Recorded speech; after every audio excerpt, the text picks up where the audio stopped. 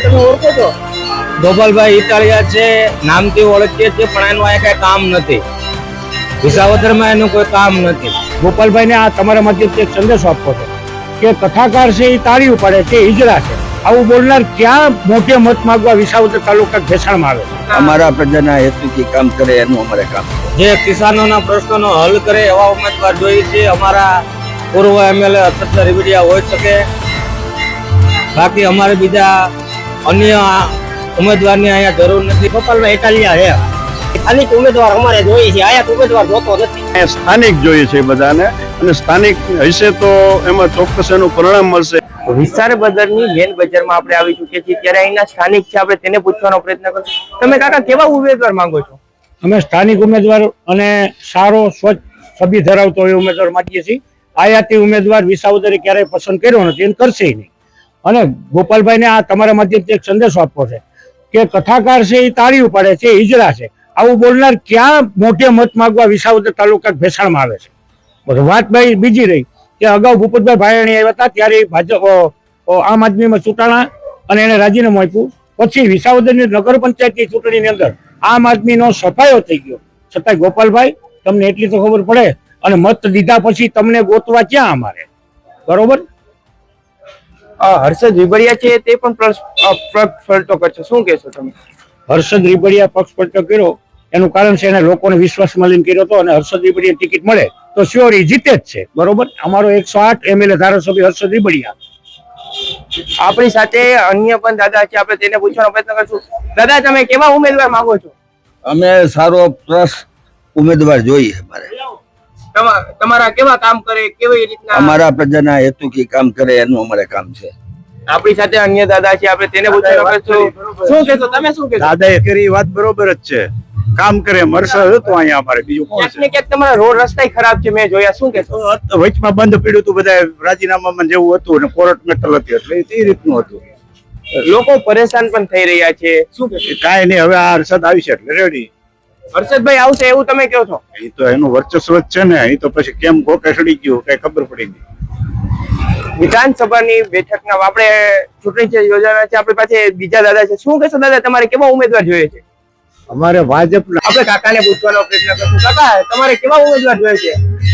અમારે નિષ્ઠાવાન અને વિસાવદર વિધાનસભાની અંદર જે કિસાનોના પ્રશ્નોનો હલ કરે એવા ઉમેદવાર જોઈએ છે. અમારા પૂર્વ એમએલએ અક્ષર રીબડિયા હોઈ શકે, બાકી અમારે બીજા અન્ય ઉમેદવારની અહીંયા જરૂર નથી. સ્થાનિક વિસાવદરના ઉમેદવાર હોય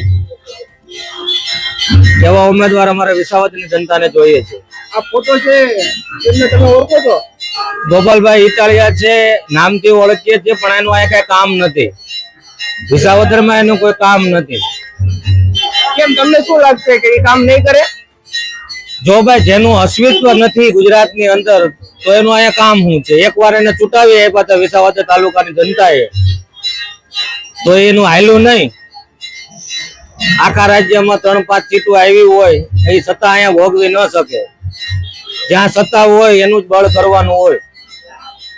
આપણી સાથે બીજા પણ સ્થાનિક છે. દાદા, તમે આને ઓળખો છો? ગોપાલ ઇટાલિયા.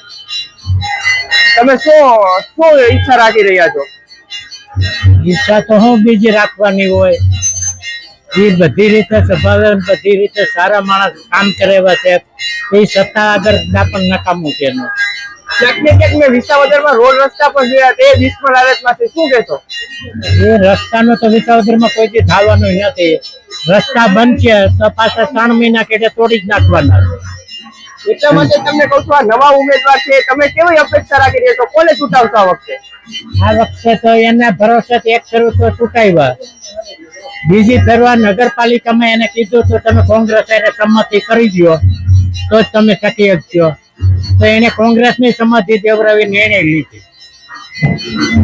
આપણી સાથે બીજા પણ દુકાનદાર છે, તમને પૂછવાનો પ્રયત્ન. કાકા, તમે આ ફોટો છે તેમને ઓળખો છો? ગોપાલભાઈ ઇટાલિયા છે, એને ઓળખીએ છીએ. તમે શું આશા રાખી રહ્યા છો?